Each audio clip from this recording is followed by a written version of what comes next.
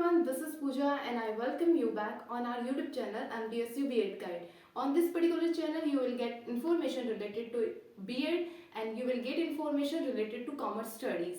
So today's topic is share market and financial market. What is the meaning of financial market and what are the types of financial market and who is controller of financial market. So very first, financial market is a market over where it channelizes the saving from one particular section of a society to another, like where saving is channelized where it is required in the industry sector, in the business sector. So financial market का मतलब होता है कि जहाँ पे saving है उसको इस तरीके से चैनलाइज करना कि जहाँ पे इसकी रिक्वायरमेंट है वहाँ उसका यूज़ किया जा सकते।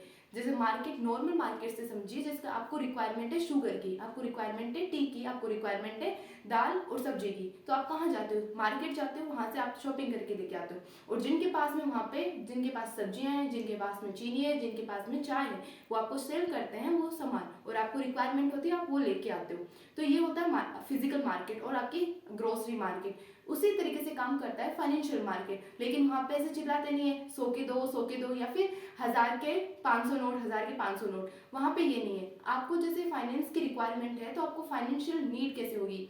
आप बैंक के पास में जाते हो और आप लोन लेते हो। वहीं किसी के पास में, आपके पास में एक्स्ट्रा मनी रखी हुई है घर पे, तो घर पे अलमीरा के अंदर रखी रखी डबल नहीं होगी, नहीं आपको इंटरेस्ट मिलने वाला है, तो आप उसको डिपॉजिट करने जाते हो बैंक के अंदर। बैंक जो होता है वो होता है फाइनेंशियल इंस्टीट्यूशन। जैसे आप मार्केट के अंदर एक शॉपकीपर को मान लो और एज अ कस्टमर अपने आप को मान लो। वही फाइनेंशियल मार्केट के अंदर बैंक, जो अदर फाइनेंशियल इंस्टीट्यूशन होते हैं, वो होते हैं आपके शॉपकीपर्स।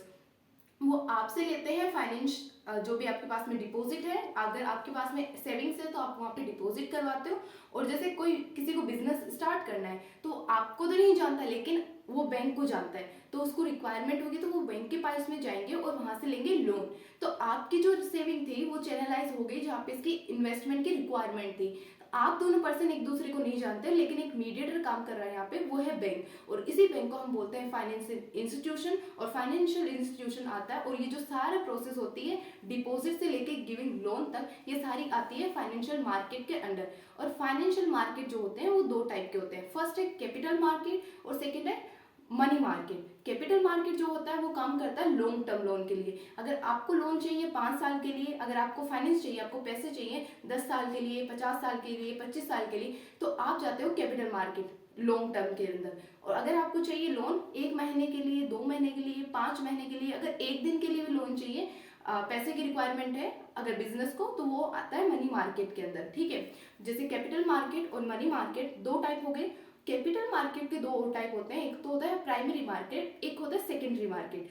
प्राइमरी मार्केट के अंदर क्या होता है ना, जब किसी कंपनी को फर्स्ट टाइम रिक्वायरमेंट होती है फाइनेंस की, सोचो कि आप अडानी या फिर जैसे रिलायंस की कोई कंपनी है, उसको पैसे की रिक्वायरमेंट होती है, तो वो अपने शेयर अलॉट करते हैं, अपने शेयर इशू करते हैं। अगर उन्होंने फर्स्ट टाइम अपने शेयर मार्केट के अंदर इशू किए हैं तो उसको बोलते हैं आईपीओ, होता है इनिशियल पब्लिक ऑफर। जैसे आपने सुना होगा अभी रिसेंटली एलआईसी का आईपीओ आने वाला है, जोमेटो का आईपीओ आया था, पेटीएम का आईपीओ आया था, वो होता है इनिशियल पब्लिक ऑफर। मतलब फर्स्ट टाइम आपने पब्लिक को उनके शेयर, अपने शेयर इशू किए, और वो आपको पैसे देंगे, आप उनको शेयर्स दे दोगे।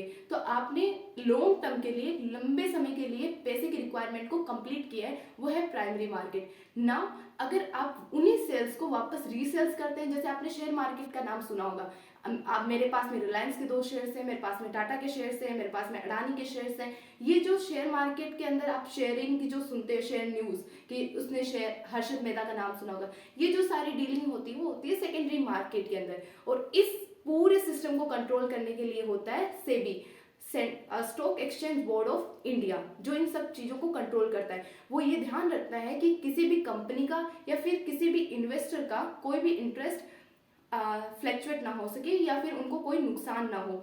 जो भी एक ट्रेडिंग हो, मतलब सेलिंग और परचेजिंग हो शेयर की, और जो भी मार्केट है वो एकदम प्रॉपर प्रैक्टिसेस रहे, कोई माल प्रैक्टिसेस ना हो, कोई इनसाइड ट्रेडिंग के थ्रू किसी इन्वेस्टर का इंटरेस्ट तो बॉयकॉट या फिर वॉयलेट नहीं कर रहे। ये सारी चीज़ों को कंट्रोल करना और इन सब चीज़ों के लिए गाइडेंस देना ये काम होता है सेबी का।